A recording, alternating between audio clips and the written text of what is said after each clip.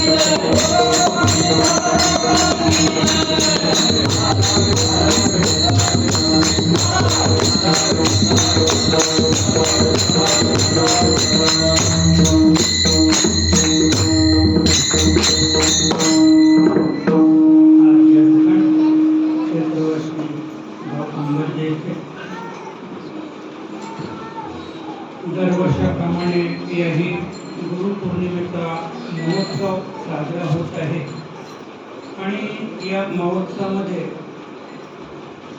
एकूण 8 प्रवचनं झाली. फार आनंद वाटला प्रवचनामध्ये. मी घड्याळ सरतच नव्हते. अगदी 10-10 मिनिटात प्रवचन पुरं होत होतं आणि मला असं वाटत होतं की अर्धा तास बोलला आणि फार आनंद. 10-10 मिनिटं बोललं तर फारच आनंद. पण महत्त्वाचे 2-3 प्रवचन आपले राहिले. किसन बाबन करायला आणि सुरेश बाबा आणि भारतवाडकर सर यांना पण संधी घ्यायची होती. तर त्यांना संधी आहे. अध्यक्ष भाषणामध्ये ते बोलतील भारतवाडकर, पण 2 प्रवचनं आपली राहिली. तर तेव्हाच मासिक कार्यक्रमामध्ये आपण त्यांना संधी घेऊ. तेव्हा आपल्या सेवेसाठी घेतलेला अभंग जगद्गुरु जगद्वंदे विभूभाचे पैठण पूर्वाशी शांतीचे सागर नाथ यांचा छोटेखानी 3 चरणाचा इतका सुंदर अभंग आहे. हा गुरुपण अभंग नाही तर शिष्यपर आहे.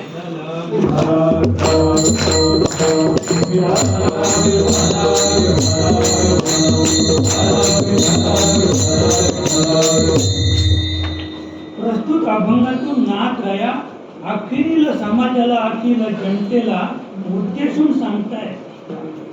गुरु परमात्मा परेशु, गुरु परमात्मा परेशु, ऐसा त्याचा दृढ विश्वास.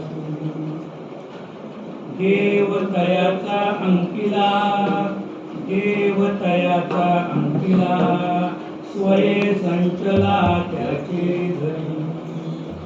एका जनार्दनी गुरुदेव, एका जनार्दनी गुरुदेव, येथे नाही बा संशय.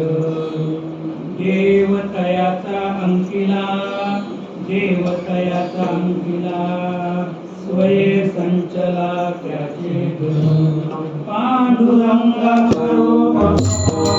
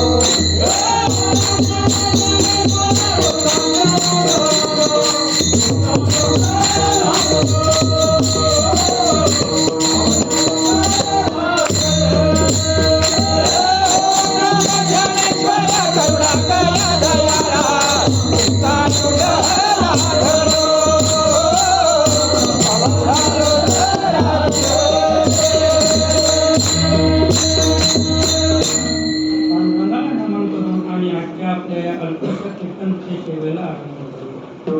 तर प्रथम थोडक्यात सांगायचं म्हणजे नरदेही येऊनी करावे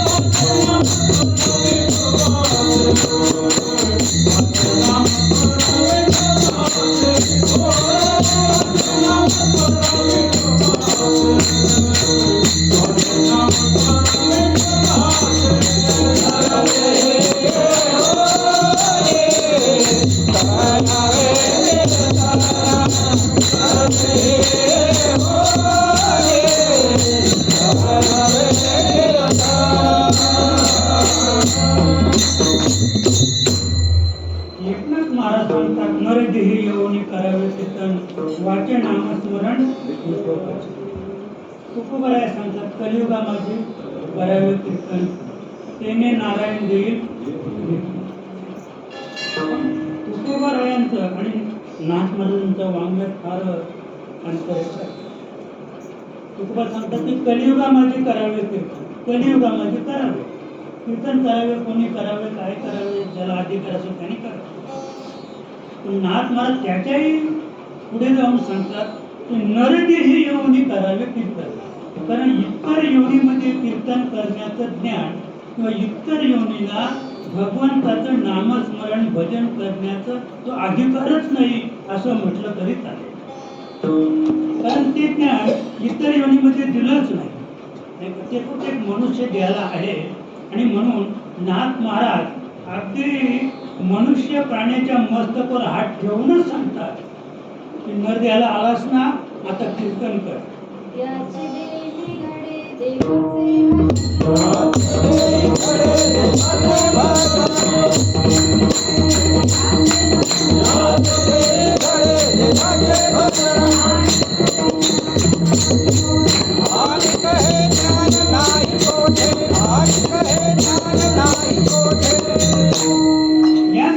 घडे देवाचे भजन आणि हे ज्ञान नाही कोठे. थोडक्यात इतर योनीमध्ये हे ज्ञान नाही कोणतं, देवाचं भजन करण्याचं किंवा भगवंताला ओळखायचं किंवा आत्मसुख प्राप्तीचं जे साधन आहे ते साधन फक्त मनुष्य योनीमध्ये आहे. आणि म्हणून नाथ महाराज सांगतात नरदेही योनी करावे कीर्तन.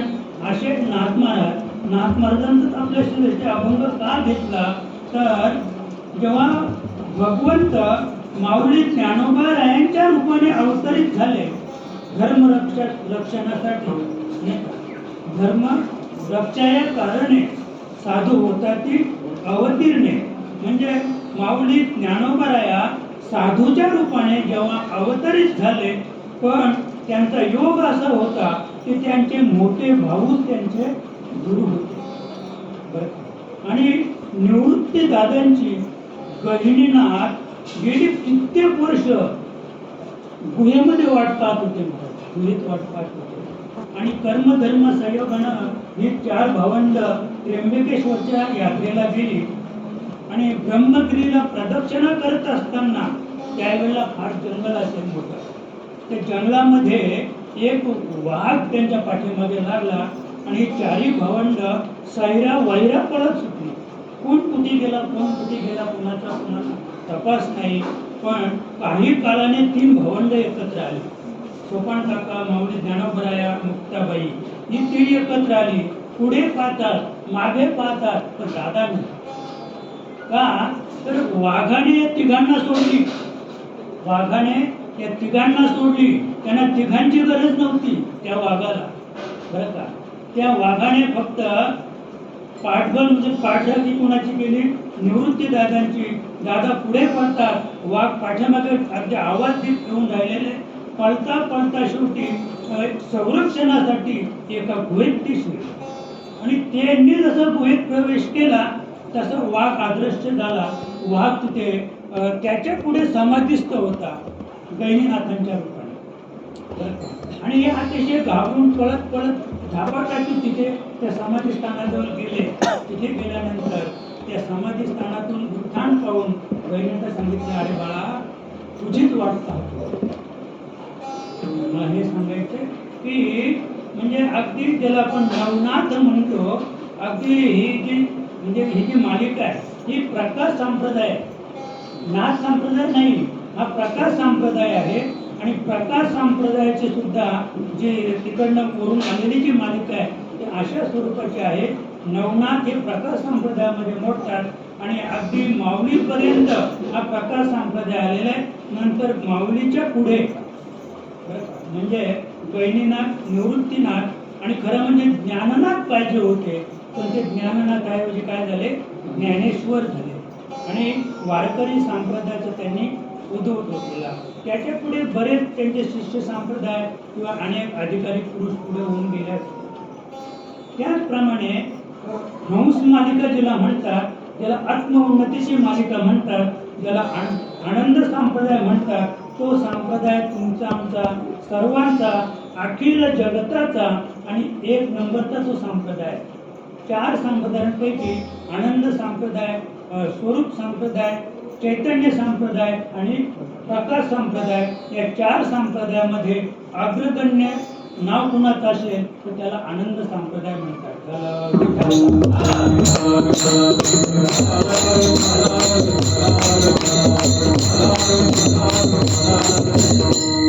आणि आनंद संप्रदायाची ही नामनौका अगदी हंस ब्रह्मापासून तर हंस ब्रह्मा, दत्त महाराज, अत्रे महाराज, दत्त महाराज, त्याच्या पुढे नारायण महाराज, जालवणकर, बलभीम महाराज, लक्ष्मण महाराज, पुढे सत्यानंद स्वामी, शांतामाई, बंडोबा, केरोबा, माऊली प्रभाकर महाराज आणि इथपर्यंत हे कार्य येऊन टेपलेलं आहे.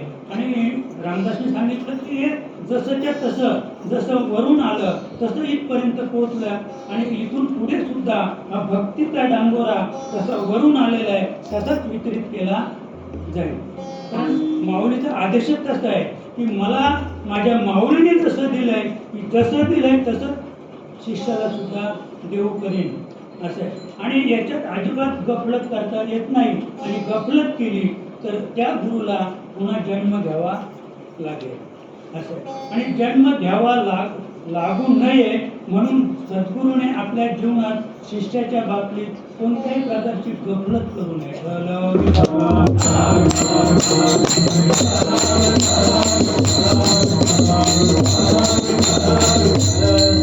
तसंच आद्य शंकराचार्यांनी आपली स्वतःची मालिका सांगितलेली आहे. ते त्यांच्या मालिकेचे आद्य म्हणजे हंस आणि ब्रह्मा. ती ही मालिका हंस ब्रह्मापासूनच आलेली. यांचा सुद्धा म्हणजे मुख्य जो आहे तो ब्रह्मा आहे.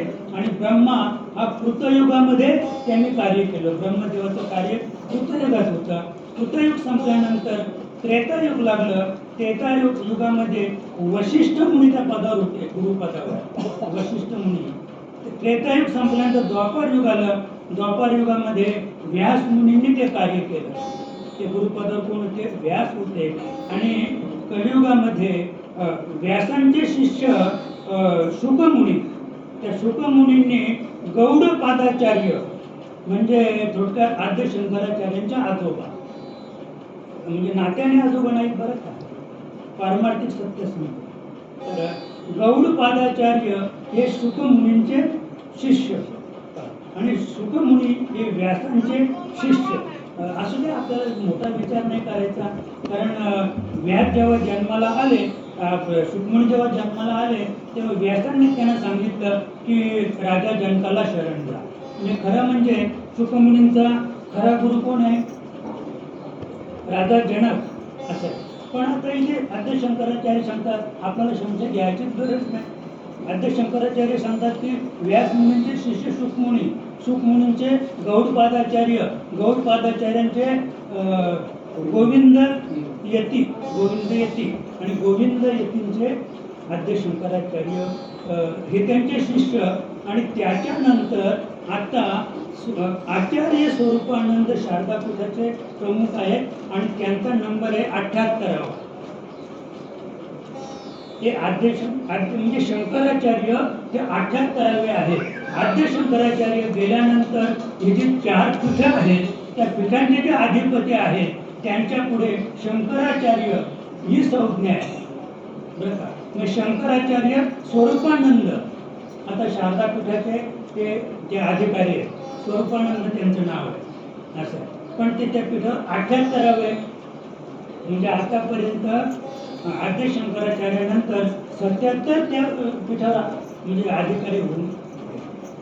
आणि थोडक्यात मी सांगतो की जे आद्य शंकराचार्यांना जी जगद्गुरु पदवी मिळाली, आता तर जगद्गुरू फार आहेत आणि विश्वगुरूला तर अगदी सुराटच झालेले विश्वगुरूचा.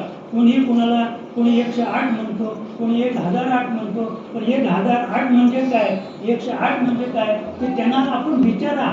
ज्याने 1008 केले ना पुढे त्याला विचारा हे 1008 काय, हा कसला आकडा आहे असं. म्हणजे कोणी काही लिहितो, पण आद्य शंकराचार्य सांगतात की उत्तरेकडची यात्रा करत करत करत मला माझ्या कानावर असं आलं की सध्या पाकिस्तान व्याप्त काश्मीर तिथे सरस्वती देवीचं मंदिर आहे आणि त्या मंदिराला 4 मोठे महाद्वार आहेत आणि 4 महाद्वारांवर प्रकांड पंडित त्या ठिकाणी तेव्हा बसवले होते.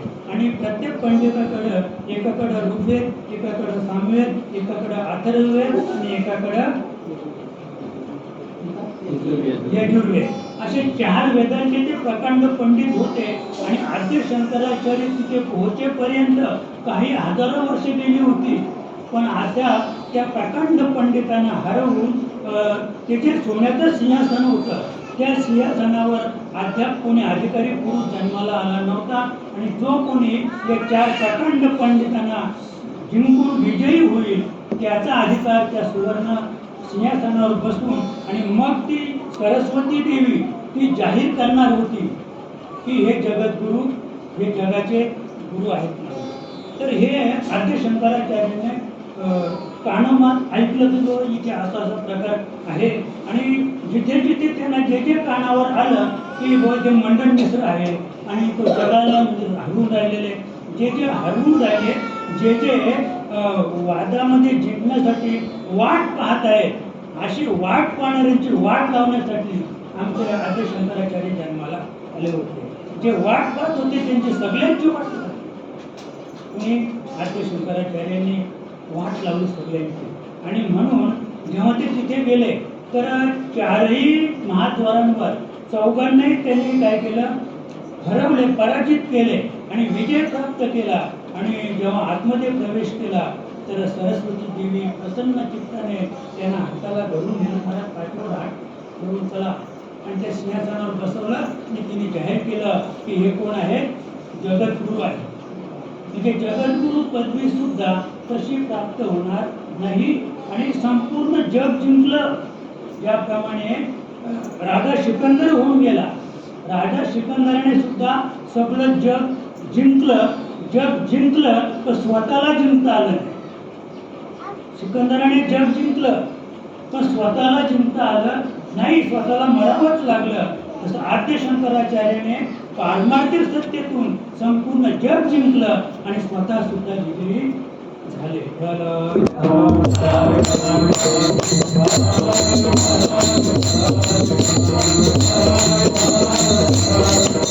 आणि म्हणून आजच्या आपली जी सेवा आहे नाथ महाराज सांगतात की गुरु परमात्मा परेशु ऐसा ज्याचा दृढ विश्वास हो. आपले नाथ महाराज आपल्या अनुभवातून या अभंगातून सांगताय की ज्याचा असा दृढ विश्वास आहे की गुरु हा परमात्मा आहे. ओम नमोजी हंस हा हंस रूपेण जगदीशा तू सद्गुरु परमहंसा परंपरेशा परिपूर्ण. मग नाथ महाराज सांगतात ओम नमोजी हंस हा म्हणजे हंस ज्याला म्हणतात तो कोण आहे ओम नमोजी म्हणजे ओम ज्याला म्हणतात ओम हे संपूर्ण विश्वाचं मूळ आहे. म्हणजे ओम ओम ज्या एकच मंत्राने त्या स्फोटाने संपूर्ण सृष्टीची जीवसृष्टीची निर्मिती झाली. पालन पोषण ओमच करतो आणि ओमने काय आहे संवार आहे. असे ओम नमोजी हंस हा हंस रूपेण जगदिशा म्हणजे ओम हा हंसरूप आहे नाथ महाराज सांगतात. आणि हंस रूपेण जगदिशा म्हणजे जगाचं पालन करणारा जो आहे तो सुद्धा कोण आहे हंसरूप आहे. पण नाथ महाराज सांगतात सद्गुरु तू तो परमहंसा. सद्गुरु म्हणजे जनार्दन पंतांना उद्देशून सांगतात की देवा तुम्ही कोण आहात तुम्ही परमहंस आहात. नुसते परमहंस नाही परम परईशा परिपूर्ण.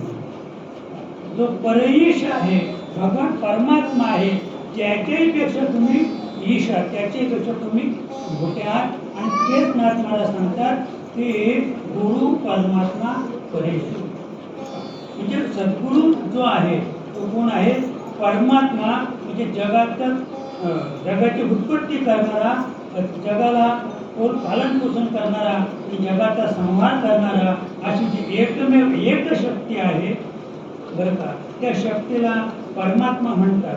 जी जन्माला येत नाही जिला आधी नाही मध्य नाही अंत नाही जन्माला येत नाही मरत नाही जे अगुण आहे ज्याला गुणबाधित ती शक्ती नाहीये अशी जी शक्ती आहे त्या शक्तीचं नाव आहे परमात्मा. पण नाथ महाराज सांगतात की गुरु परमात्मा परेशु गुरु जो आहे तो परमात्म्यापेक्षाही पर आहे परमात्म्यापेक्षाही मोठा आहे आणि परमात्म्यापेक्षा मोठा आहे म्हणून त्याला गुरु ही संज्ञा आहे. आणि गुरुला शरण गेल्यामुळं परमात्मा ही वस्तू काय ही समाजाला कोणी पटवून दिली गुरुने पटवून दिली नाही का. तुमची यामुळे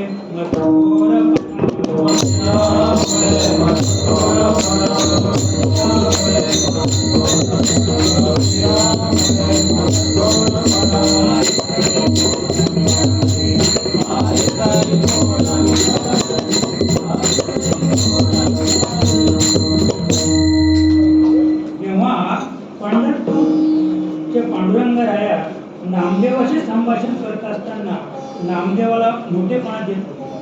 नामदेवा तू फार मोठा आहे तू माझ्यापेक्षा मोठा आहे.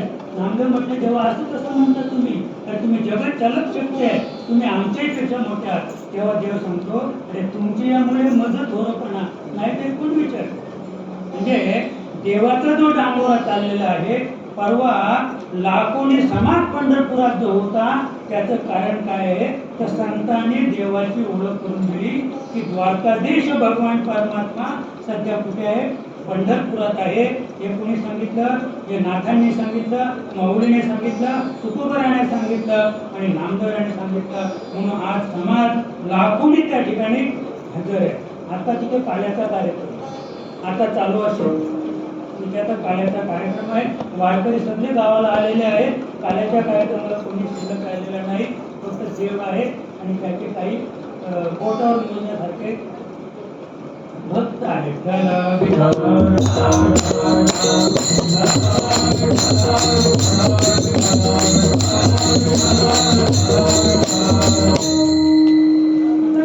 नाथ महाराज सांगतात की गुरु हा परमात्मा परेशु आहे.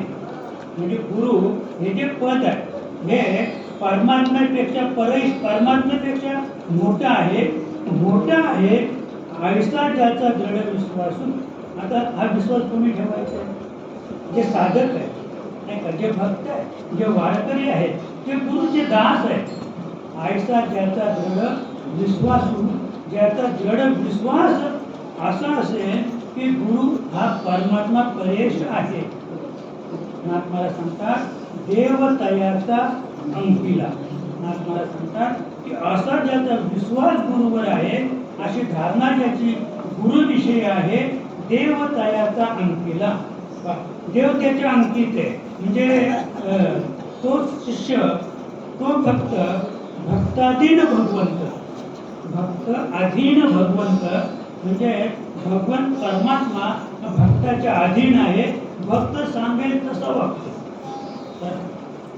भक्त सांगेल तसा वागतो म्हणजे तो अंकिला आहे आणि स्वयंचला त्याचे घरी, आणि न सांगता न बोलावता स्वतःच त्या शिष्याच्या घरी जाऊन राबतो.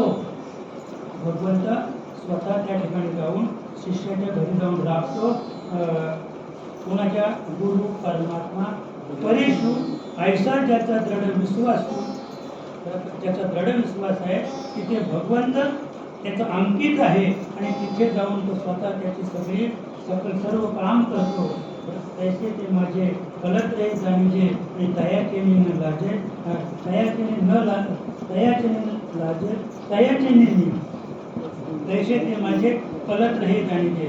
कलत्र म्हणजे कुटुंब, कलत्र म्हणजे परिवार नाही, कलत्र म्हणजे कुटुंब. कुटुंब म्हणजे पत्नी. बरं का, पूर्वीची प्रथा होती. कुटुंब कसं काय? हे कुटुंब म्हणजे तुमच्या पोराबाळांना नाही विचारलं, तुमच्या आईबाबाला नाही विचारलं. कुटुंब कसं आहे? कुटुंब म्हणजे पत्नी. तैसे ते माझे कलत्र हे जाणीचे. बरं का, आणि तयाचेनी न लजे, तयाचेनी मी असे. म्हणजे माझ्या पत्नीची उद्या तर ती आजारी झाली तर तिची साडी धुण्यासाठी जसं त्या पतीला तुका म्हणे नग्न घाल तरी ती लाज पतीशी. बरं का, तिची साडी फाटलेली आहे, तिची लाज कोणाला आहे? पतीला आहे. तसे भगवंत सांगतात की त्याप्रमाणे माझा जो भक्त आहे त्याच्या कोणत्या प्रकारचं संकट आलं तरी सुद्धा मी ते निवारण करण्याला सांगते.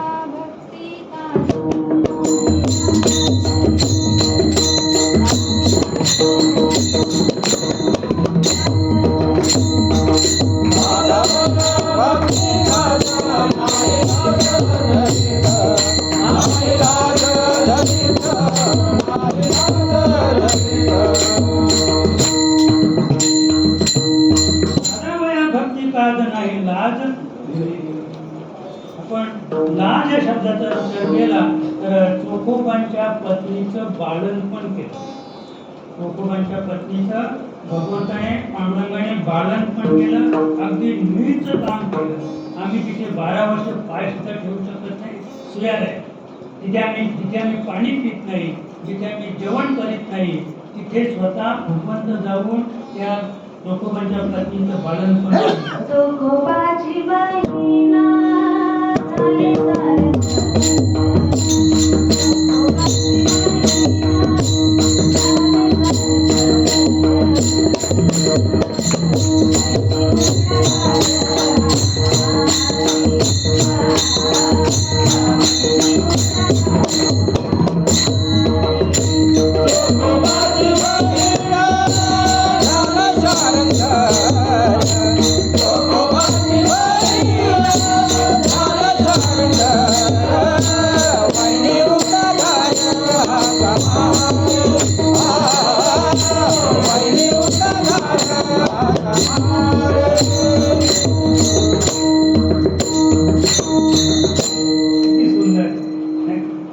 चोखोबाची बहीण झाला सारंगधर, वहिनी उघडा दार हाका म्हणा. फार मोठी संधी उपलब्ध करून दिली चोखोबांनी. म्हणून बरं का, परमार्थात हलगर्जी कधी करू नको. त्यांना पाठवलं होतं. का त्रास झाला भगवंताला? काय सांगितलं होतं पत्नीने की तुम्ही बहिणीकडे जा. आणि आता माझी अगदी 9 महिने पूर्ण झालेले, 10 दिवस बाकी आहेत बाळंतपणाला. बहिणीला त्वरित घेऊन या. मग नको का? नाही, बहिणीला काढायला निघाले होते. जेव्हा समोर गावाला त्या गावाला वस्ती केली, तिथं कीर्तन केलं, प्रवचन केलं, पुढच्या गावाला गेले. 15 दिवस व्हायची वेळ आली, प्रसूतीची वेळ आली. देवाने पाहिला तर कुठे सांगत बसता चोखोबाला. म्हणून चोखोबाच्या बहिणीचं रूप पांडुरंगाने घेतलं, तिचं बालन पण केलं. 15 दिवस ते बालवते भेटली. 15 दिवस म्हणजे 1 महिनाभर तो तिकडेच होता. आणि मग बहिणीला घेऊन आला. आठवण झाली तेव्हा, तोपर्यंत 1 महिना झाला होता. जसा बहिणीला घेऊन आला आणि त्या म्हणजे नणंदीने हाक मारली, वहिनी उघडा दार. वहिनी उघडा दार म्हटल्याबरोबर ही दुसरी वहिनी आताच होती. मग इकडचं दार उघडायला वहिनी जेव्हा गेली तेव्हा आधीची वहिनी या दाराने निघून गेली. ती पुन्हा कधीच पाहायला मिळाली नाही. आणि तेव्हा चोखोबांना उद्रेक झाला की माझ्यामध्ये काहीतरी गफलत झाली.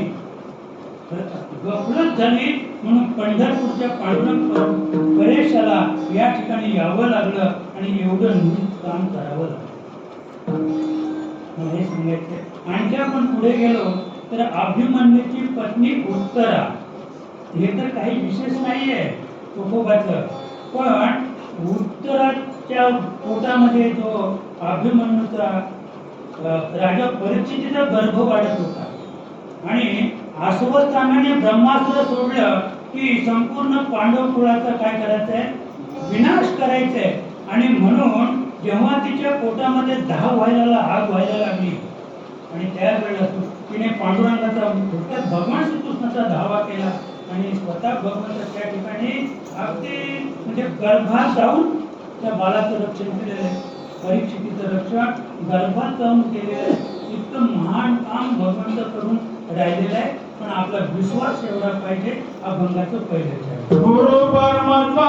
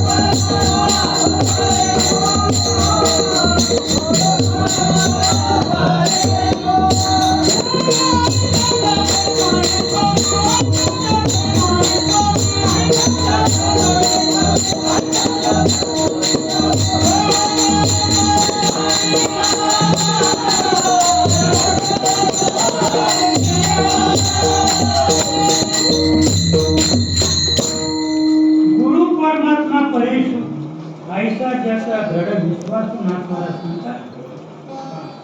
गुरु जो आहे, गुरु म्हणजे हे डबडे नाही बरं का, गुरु हे तत्व आहे आणि ते अनादी कालापासून चालत आलेलं आहे. नाथमालाचं सांगायचं झालं, अंत नाही ज्याचा आनंद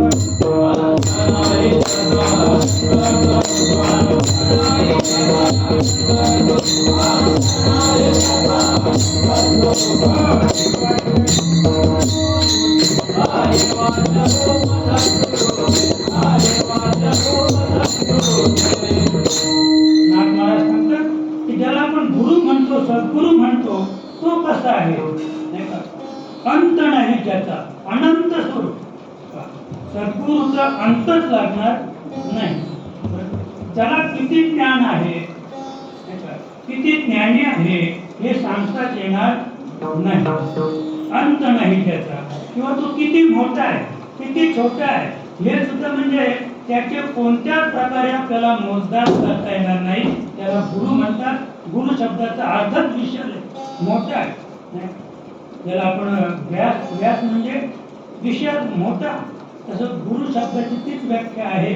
आणि असा जो गुरु आहे नाथमाला सांगतात अनंत स्वरूप, अंत नाही त्याचा, ज्याचा अंत नाही आणि त्याचं स्वरूप सुद्धा अनंत. म्हणजे जेवढी रूपे आहेत विश्वामध्ये तेवढी कुणाची आहेत, गुरुचीच आहेत. आणि अनिर्वाच्य रूप सद्गुरूचे. मग गुरुचं जे रूप आहे, गुरुचं वर्णन आपल्याला करता येणार नाही, अनिर्वाच्य, वाचने करता येणार नाही. तुम्ही पांडुरंग कांती पांडुरंगाचं वर्णन तुम्ही करू शकता, भगवान श्रीकृष्णाचं वर्णन करू शकता, तीन शिरे सहा दाताचं वर्णन करू शकता, त्रिशूळ डमरू ज्याच्या हाती भगवान शंकराचं वर्णन करू शकता. तुम्ही कोणत्याही देवाचं वर्णन करू शकता, त्याच्यासाठी तुमची वैखरी खुली बरं का. पण सद्गुरूचं वर्णन या वैखरीने करता येणार आणि पडले मौन शास्त्री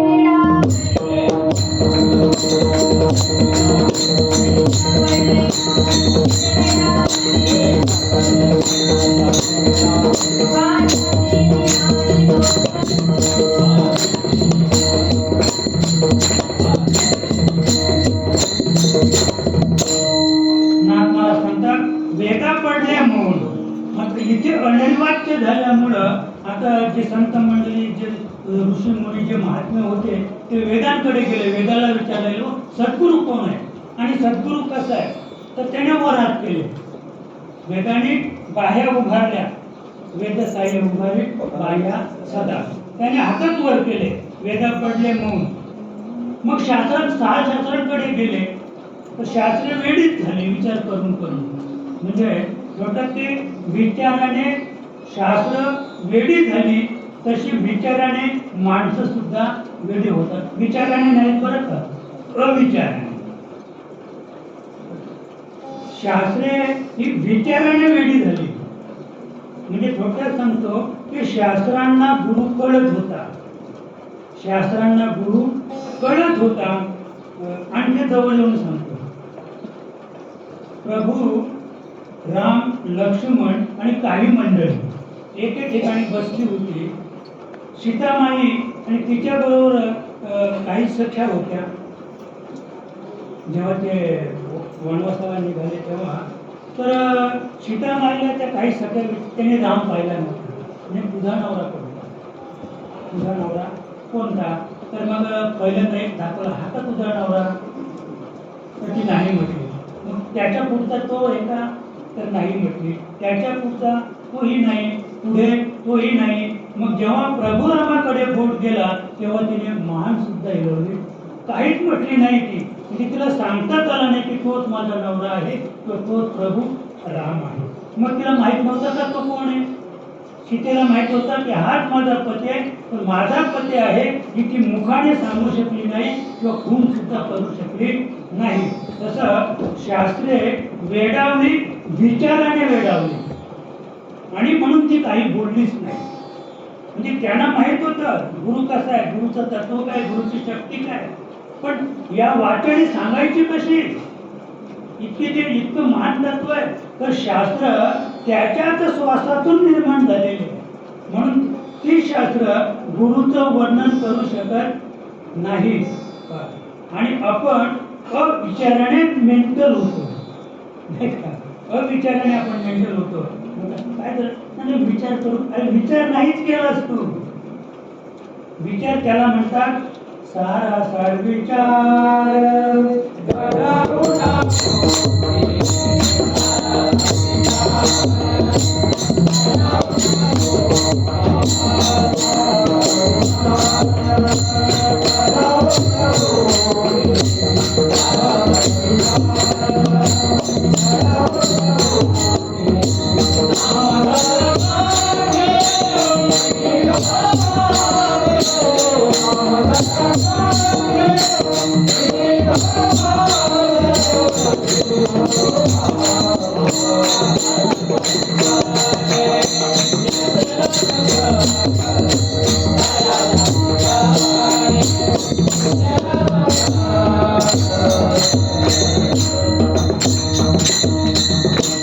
याला म्हणतात विचार. भगवंताचं नामस्मरण करणं याला विचार म्हणतात. नामस्मरणाविना जेवढं करणं तेवढा अविचार आहे. काही काय तो अविचार आहे. आणि म्हणून शास्त्रे वेडावली, वेदा पडले म्हणून शास्त्रे वेडावली आणि पुढे वाचाही निमाली ते सद्गुरु. जिथे वाचा सुद्धा स्तंभित झाली, वाचा थांबली, ते सद्गुरु आहे. आणि असे सद्गुरु, अशा सद्गुरूंची आपल्याला ओळख झाली, त्या शक्तीचा परिचय झाला की सद्गुरु काय करतात त्याचा विचार आपण जर पाहिला तर नाथमारच सांगतात आणि गोष्ट नाथांचंच पाहायचं आहे. बरं का? गुरुच्या उपकारा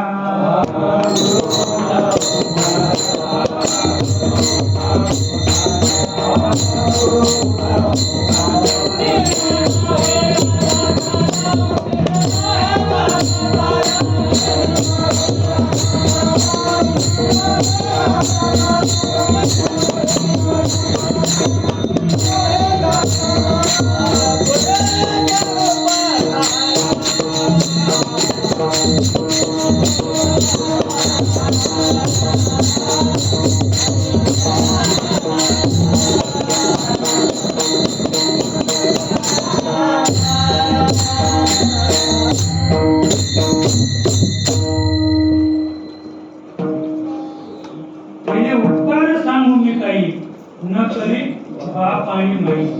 भरपूर शिकवलं असेल, इंजिनियर, डॉक्टर, वकील सगळं काही केलं असेल, 2-4 लाख पगार देत असेल कदाचित तुला, तर पहिले उपकार सांगू मी काही न करी बाप आणि जे आईबाप करू शकत नाही ते गुरु करून राहिलेले. आणि म्हणून गुरुच्या उपकारानं आत्माला सांगतात उत्तीर्ण नव्हे गा.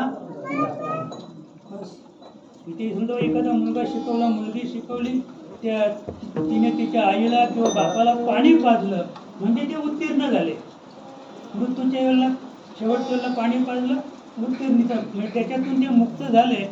पण नाथ महाराज सांग उत्तीर्ण नव्हे गा दातारा, माझे रूप मज दाविले, सर्व दुःख हरविले. नाथ महाराज सांगतात की का उत्तीर्ण आपलं होता येणार नाही, तर माझं जे खरं स्वरूप आहे ते मला माझ्या सद्गुरूने दाखवलं आणि त्याच्यामुळं काय झालं, सर्व दुःख हरविले. नाथांच्या आयुष्यामध्ये त्यांना दुःख हे कधीच पाहायला मिळालं नाही. त्यांची शांती जिला म्हणतात ती शांती कधीच हरण झाली नाही. कशामुळं, तर सद्गुरूचा कृपेचं वर्षाव त्यांच्यावर होतं.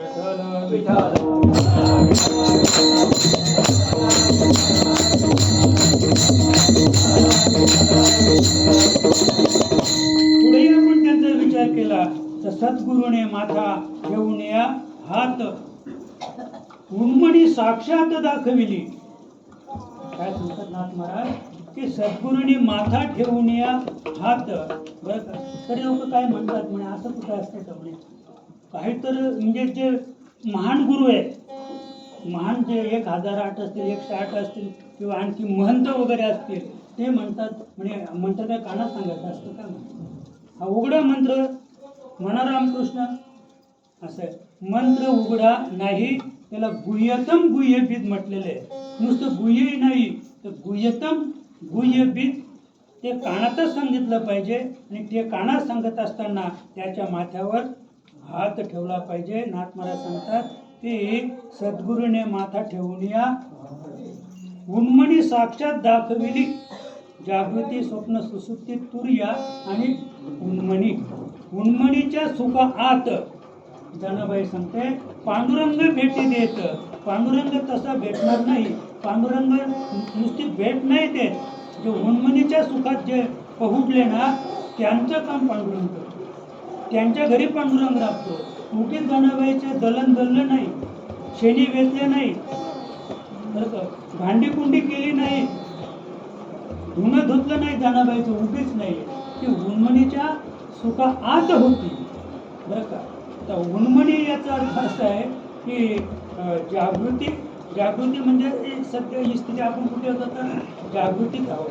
स्वप्न अवस्था झोपल्यानंतर स्वप्न पडते आपल्याला, ती स्वप्न अवस्था. त्याच्यात जागृती स्वप्न. सुसुप्ती अवस्था म्हणजे सुखेमी निजलोगा. सुखेमी निजलोगा म्हणजे त्याला बाहेरचं काहीच भान नाही. त्याच्यापुढे तुर्य अवस्था आहे. तुर्य अवस्थेमध्ये तो स्वतःलाही जाणतो आणि जगाला सुद्धा जाणतो. आणि ही जी उन्मणी अवस्था आहे, उन्मन जी स्थिती आहे, तर या चौघांच्या पलीकडची अवस्था आहे उन्मन अवस्था. म्हणजे तो स्वतःलाही जाणत नाही आणि जगाला सुद्धा जाणत नाही. त्याला म्हणजे आता मला विसर पडला होता, मला विसर पडला होता म्हणजे हे तो केव्हा सांगतो जागृतीत आलं. मला विसर पडला होता, मला झोपच लागली नाही म्हणजे तो जागाच होता. पण ही जी उन्मन अवस्था आहे जिथे त्याला म्हणजे मी आहे ऐसा आठवायची नाही. मी आहे ऐसा आठवायची नाही म्हणजे नंतर पण नाही. आलं लक्षात. म्हणजे त्या स्थितीतून ती सहस्थिती आहे. त्या स्थितीतून जेव्हा तो बाहेर येतो थोडक्यात की जी तुरीय अवस्था आहे, ती तुरीय अवस्थेमध्ये तो स्वतःला जाणतो, जगाला जाणतो. फार मोठा आनंद आहे त्या ठिकाणी असं. आणि या ठिकाणी तो स्वतःलाही जाणत नाही आणि जगालाही जाणत नाही आणि जागा झाल्यावर सुद्धा त्याला काही कळत नाही. म्हणजे सहज स्थिती, सहज अवस्था. आणि त्या सहज अवस्थेमध्ये नाथ महाराज सांगतात मला सद्गुरूंनी नेलं, सद्गुरूने माता ठेवून या स्थितीला जो पोचवतो तो सद्गुरू. त्याच्या पुढे सद्गुरू तोचे जाण, जो अपरोक्ष सांगे ज्ञान. सद्गुरू तोचे जाण, जो अपरोक्ष सांगे ज्ञान. पण आतापर्यंत कोट्यावधी शिष्य झाले, पण असा शिष्य जन्माला आला नाही की त्याने गुरुला कधी विचारलंय का अपरोक्ष ज्ञान म्हणजे काय. अपरोक्ष म्हणजे प्रत्यक्ष अनुभूती.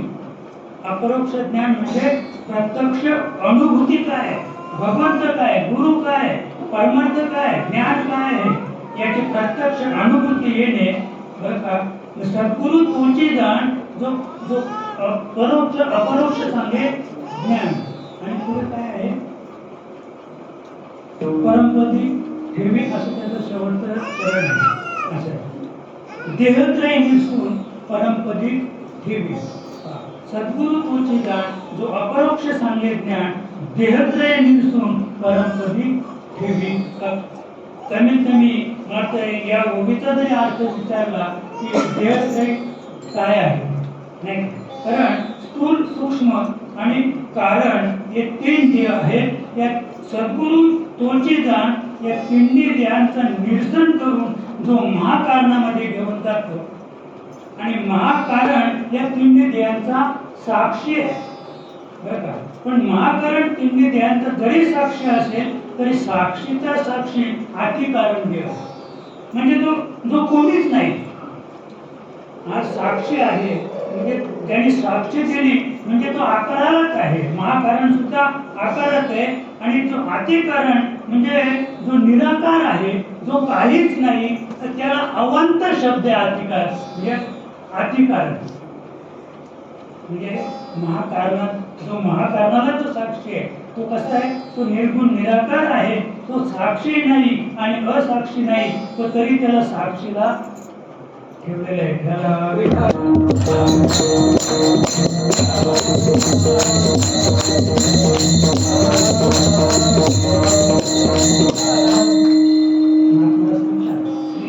प्रपंच हा खोटा.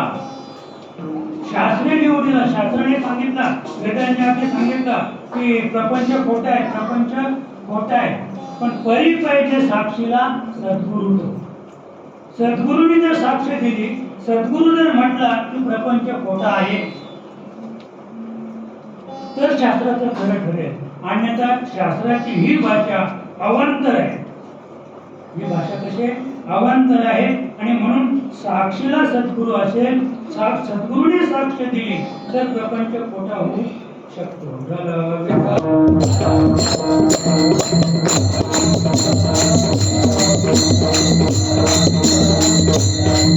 कारण गुरु ही संज्ञा असे, गुरु तेथे ज्ञान, गुरु तेथे ज्ञान, ज्ञानी आत्मदर्शन, दर्शने समाधान, आत्मदर्शन. गुरु तेथे ज्ञान, ज्ञानी आत्मदर्शन. म्हणजे गुरु माऊलीला आपण शरण गेलो की त्याला ते आपल्याला आत्म्याचं दर्शन घडवतात. आत्म्याचं दर्शन घडलं की काय होईल? दर्शने समाधान, आपल्याला समाधान प्राप्त झाले. समाधान तुमचे देखील. आता उठावेशे म्हणा एक नाही नारायण, ते समाधान आपल्याला प्राप्त होईल. आणि त्या समाधान प्राप्तीसाठी आद्य शंकराचार्य सांगतात सत्संगत्व निसंगत्व. सत्संगती करायचे, संतांच्या संगती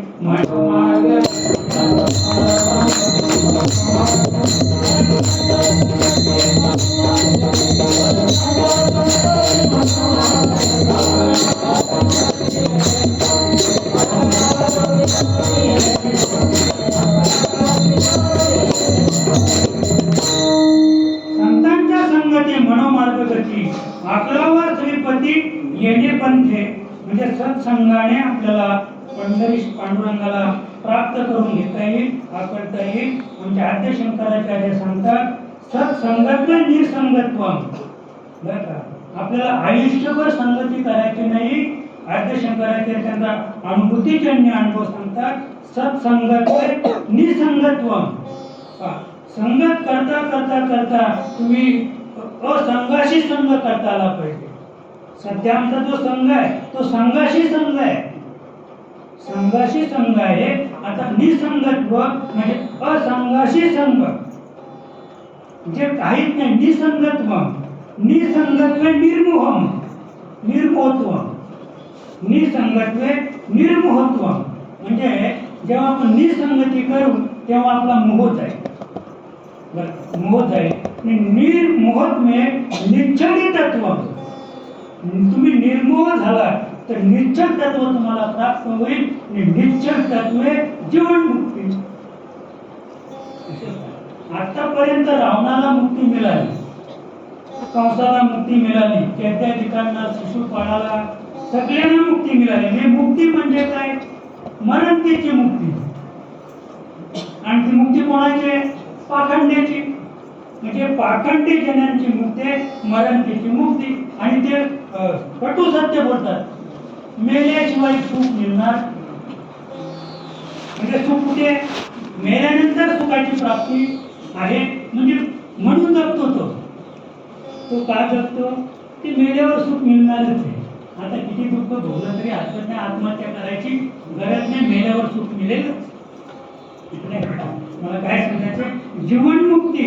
रावणाला जीवनमुक्ती मिळाली नाही, हिरण्यकश्यपाला नाही, हिरण्यक्षाला नाही, कुंभकर्णाला नाही, कुणालाच नाही, पुतनेला सुद्धा नाही.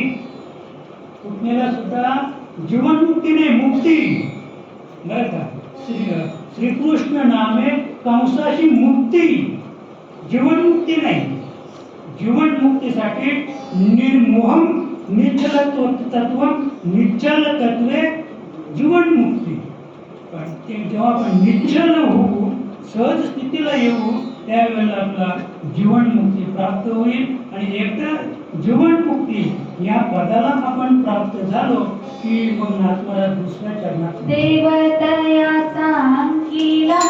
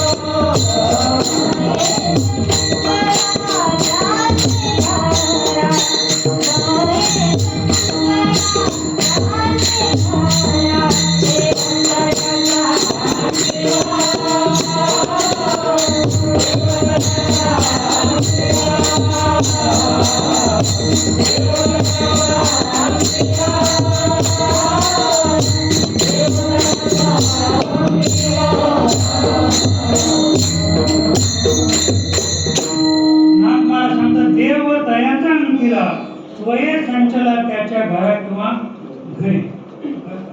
म्हणजे ज्याचा असा दृढ विश्वास आहे भगवंत त्याच्या अंकित आहे, तो भक्त सांगेल तसा देव वागतो आणि त्याच्याकडे नुसता वागतो नाही तर सर्व काम धंदा करत असतो. अगदी नागांच्या भाषेत सांगायचं म्हणजे ते गुरु वशे त्याच्या हृदय कमली तया चंद्रमौली मागे पुढे. ज्याच्या हृदयामध्ये गुरु वास करून आहे त्याच्या मागे पुढे चंद्रमौली. म्हणजे ज्ञाती सांगितलं या अभंगाचा मेनू भक्त आहे, साधक आहे, शिष्य आहे, गुरु नाही. गुरुची सेवा केली तर साधकाला कोणत्या प्रकारे फायदा होईल, कशा कशा प्रकारे तो या परमार्थात पदार्पण करेल, हे या अभंगाचा मुख्य विषय जो नाथांचा आहे तो हा आहे की तया चंद्रमौली मागे पुढे. चंद्रमौली म्हणजे म्हटले भगवान शिव, बरं का, शंकर नाही. सध्या आमचं शिवपुराणात चालू आहे आणि शिवपुराणाचा विषय जर कालचा इतका सुंदर विषय होता सतीचा दक्ष आणि इतका तितकट विषय ना महाराज. शिवपुराणाचा जर कसा विचार केला तर ब्रह्मदेव आपली मुलगी उपोर झाल्यानंतर तिची इच्छा करत होता, आपल्या मुलीचा भोग घ्यावा असं ब्रह्मदेवाला वाटलं. तर हे भगवान शंकराला कळलं तर भगवान शंकराला त्याला समजावलं. अरे म्हटलं बाप आहेस तू बाप आहेस, जरी मुलगी उपोर असेल, जरी ती स्त्री आहे पण ती तुझी मुलगी आहे.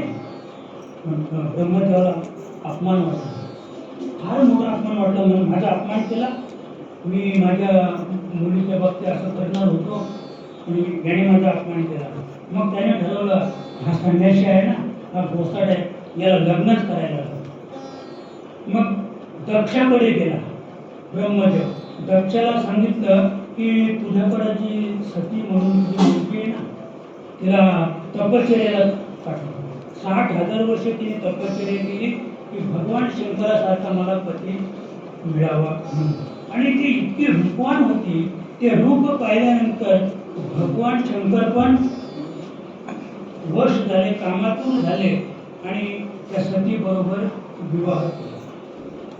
आता हे म्हणजे मी सुरेशला सांगतो की हा इतका किचकट विषय आहे. भगवान शंकर आणि ब्रह्मदेव आणि विष्णू हे तिघे कोण आहेत? भाऊ आहेत. हे तिघे भाऊ आहेत. बरंच आम्ही असं अगदी सुरुवातीपासून पाहत आलोय की नात्या गोत्याचा विषय देवादिकांच्या ठावी अजिबात नाही आणि त्यांची निवडून एक समाजाकृती तलावर आहे. बरं का, आम्ही बरं म्हणजे आम्हाला आई बहीण तरी कळते, एक असा समाज आहे की त्याला कळत नाही आणि त्या समाजाचे धोतर ते स्वर्गाचे देव आहेत की त्यांना नात्या गोत्याचा विषय त्यांच्या ठिकाणी नाही आहे.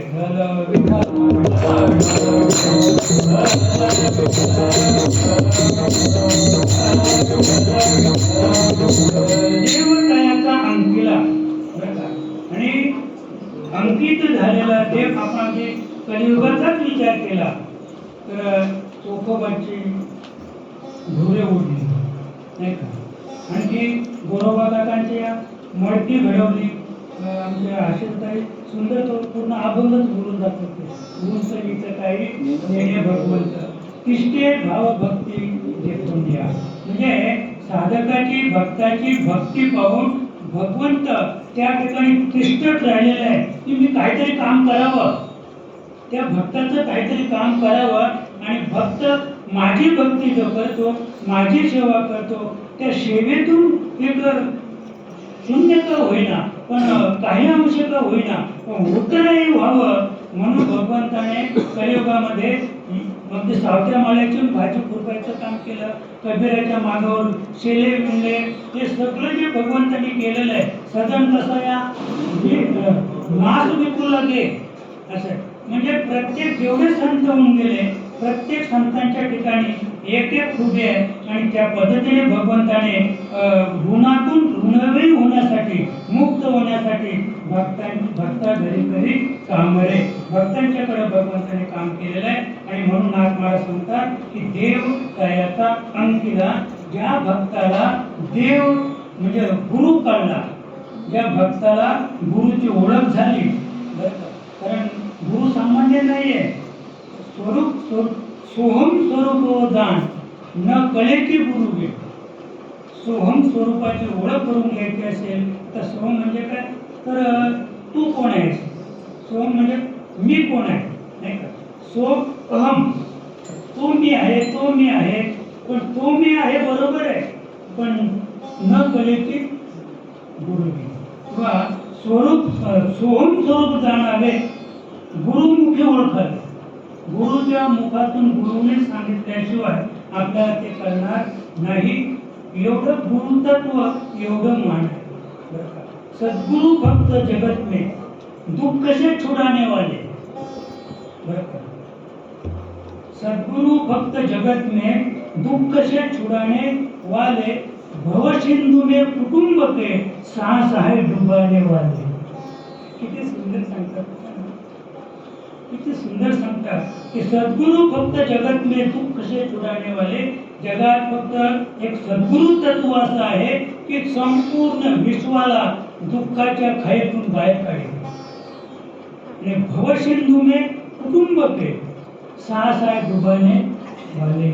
जेवढे कुटुंब आहे या भवसिंधूतून प्रत्येकाला दाबण्याचा प्रयत्न करून राहिलेले, डुबवण्याचा प्रयत्न करून राहिलेले, कुणीच कुणाला बाहेर काढू शकत नाही. गुरुविन भव नदी तरही न कोई.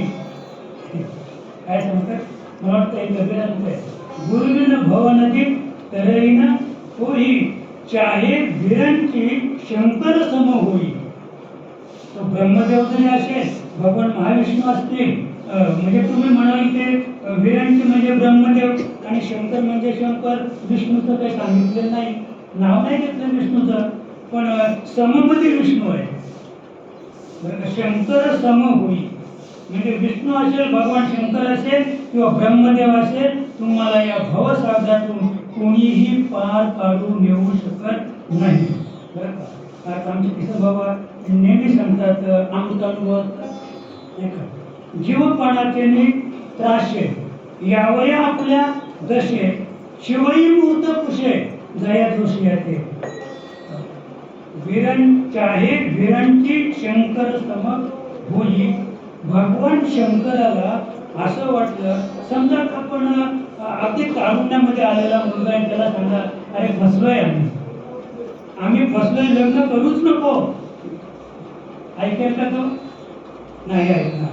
भगवान शंकर स्मशानात बसला होता, स्मशानात बसला होता महाराज. पण त्याचे कान ब्रह्मदेवाने फुंकले आणि त्यालाही वाटलं की आपण विवाह करून की विवाहाचं किंवा कामसुख काय आहे ते आपण सुद्धा आजमावावं. मला काय सांगायचे, ते कामसुख आपण आजमावावं असं सुद्धा भगवान शंकराला सुद्धा वाटलं. चाहे वीरांची शंकर सम भूमिका. आणि असं जे तत्व आहे त्या तत्वाचा उलगडा फक्त आपल्याला गुरु माऊली करून देऊ शकते.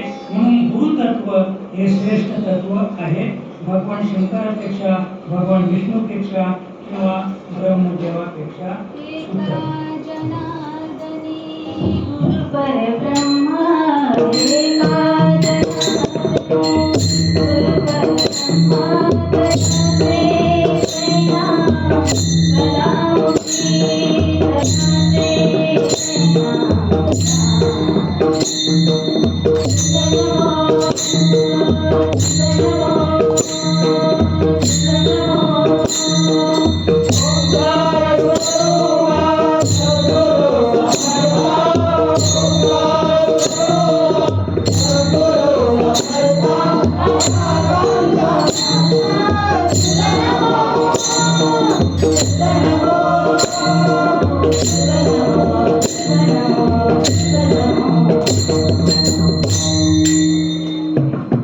एका जनार्दनी गुरु परब्रह्म तयाचे पै नाम सदामुखी.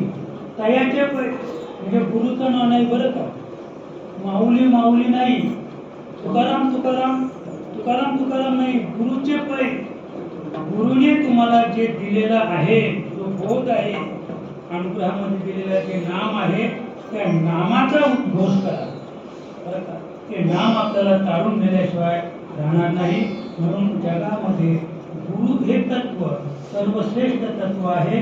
त्या तत्वाशी आपण एकरूप होऊया आणि एकरूप होऊन जीवनमुक्त काय आहे ते पाहूया.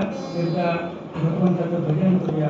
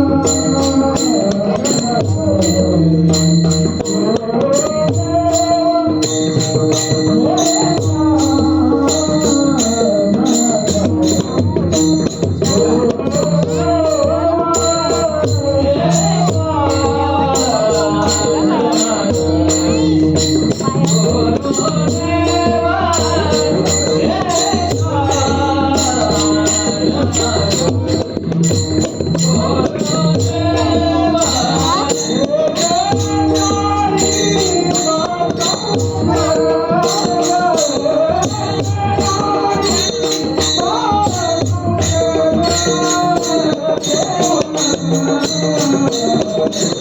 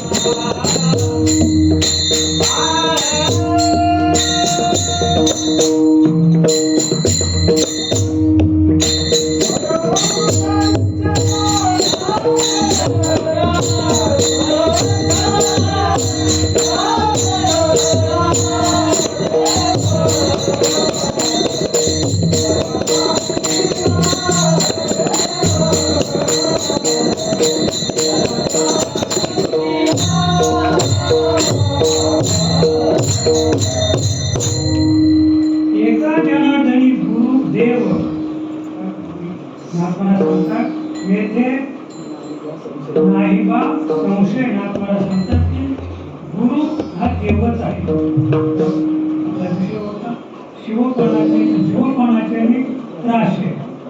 म्हणजे शिव हा आत्मस्वरूपाला होते, पण जीवपणामध्ये काहीतरी गोडी आहे.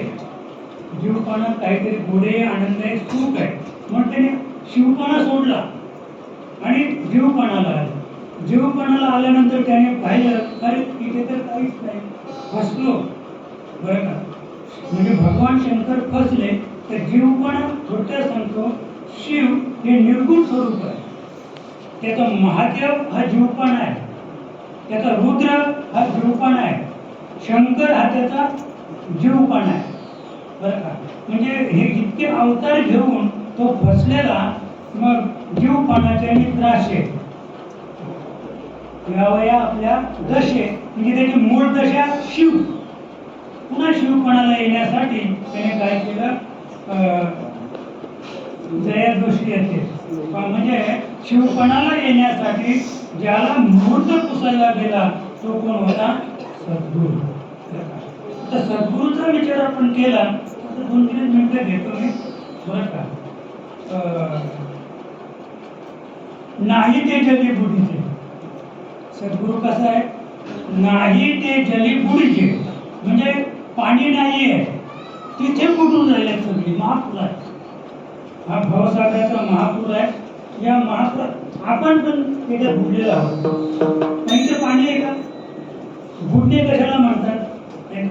आता परवा ऐकलं आम्ही, तीन पोरं बुडली. कोंडा धरणार ठिकाणी 3 पोरं बुडली.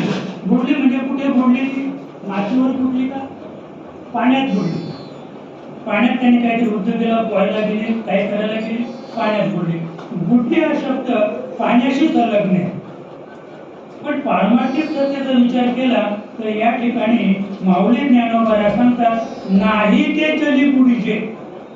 जिथे पाणी नाही त्या पाणी नसलेल्या ठिकाणी संपूर्ण जग बुडून राहिलेले आहे. तरी घनवटे तेने तरीचे. या नसलेल्या पाण्यामध्ये संपूर्ण जग बुडून राहिलेलं आहे. त्या बुडाला, त्या बुडणाऱ्या जगाला तरी घनवटे तेने तारीचे. आता घनवटे म्हणजे जड. घनवटे म्हणजे जड.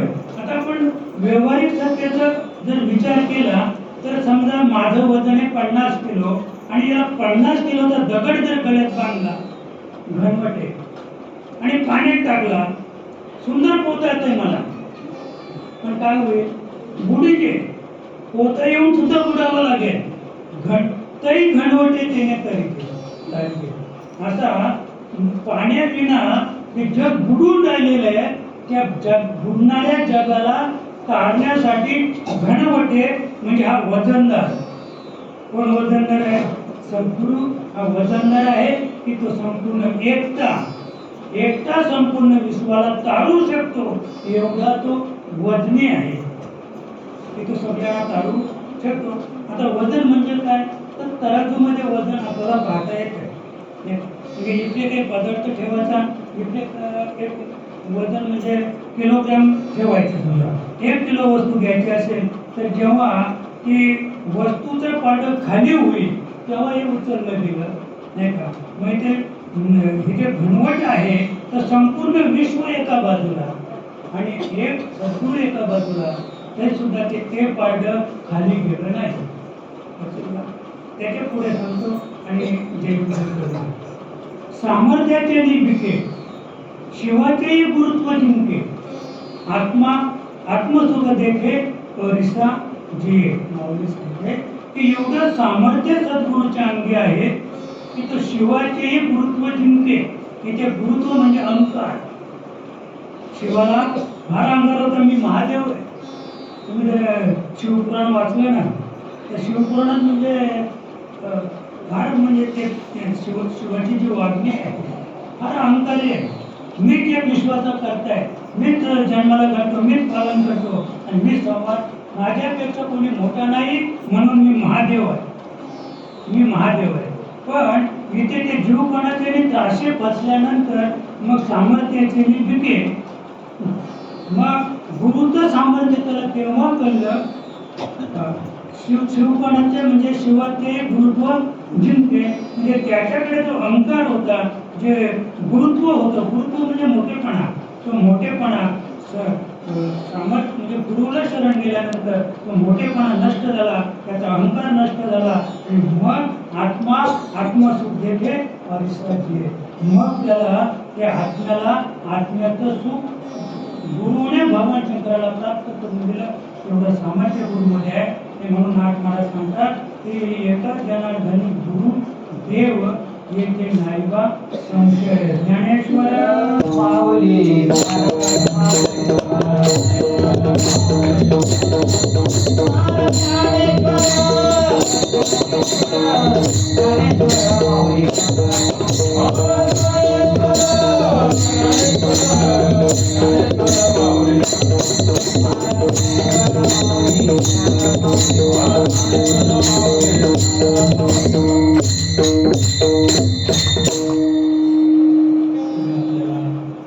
गुरुपूजन सोहळा म्हणजे यावर्षी एक आपलं आणि वेगळा कार्यक्रम करण्याचा आपल्या मंडळीने ठरवलेला आहे. आपण आपला कार्यक्रम आपल्याला संपवायचा आहे. हे सर्व हे आनंदी आत्मे पाहिल्यानंतर मलाही फार आनंद होतो. कारण ज्या आत्म्याकडे पाहावा तो आत्मा सतत आणि प्रत्येक वर्षी आपल्याला एक वेगळा आणि आगळा आनंद. आता याही वर्षी मला वाटलं की नेमकी गुरुपौर्णिमेमध्येच आवनी आलं आणि आवनी टाकून काही मंडळी थोडीशी येणार नाही, पण आवनीची कामं सोडून सुद्धा मंडळी या ठिकाणी हजर आहे आणि आनंदमय वातावरणात या ठिकाणी उपस्थित आहे. म्हणून सर्व मंडळीला धन्यवाद द्यावी तेवढी थोडीच आहे. त्याप्रमाणे आमचे बालकलाकार नाही का की ज्यांची महाराष्ट्रामध्ये ख्याती आहे सत्संग केले आणि आपल्या कार्यक्रमात त्यांनी वाजवायला सुरुवात केली आणि आपण तिथेच आहोत, व्यासपीठावर, पण ते फार पुढे गेलेलं आहे. अगदी सर्वांनी आपण त्यांना उदंड आयुष्य आणि त्यांच्या यशस्वी कार्याला आपण सर्वांनी शुभेच्छा देऊया. आणि जय विठ्ठल.